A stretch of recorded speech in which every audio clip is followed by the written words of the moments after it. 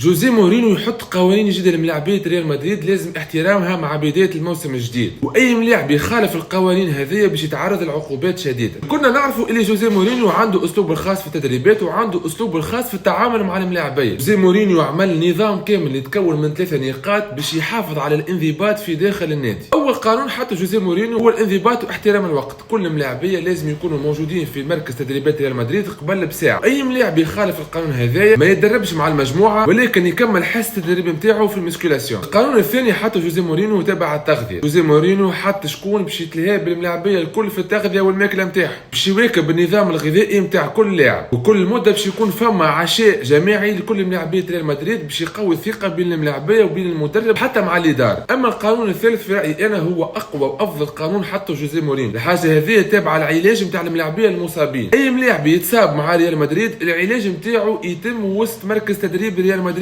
وما يمشيش يعالج الاصابه نتاعو خارج اسوار النادي. كل شيء لازم يصير في مركز تدريب ريال مدريد. مورينيو بالقوانين هذه يحب يرجع الانضباط للملاعبيه ويرجع هيبه ريال مدريد. اكتبوا لي رايكم في التعليقات توا، هل باش ينجح جوزيه مورينيو مع ريال مدريد في تحقيق الانضباط يجيب بطولات جديده لريال مدريد؟ خليوا لي رايكم في التعليقات.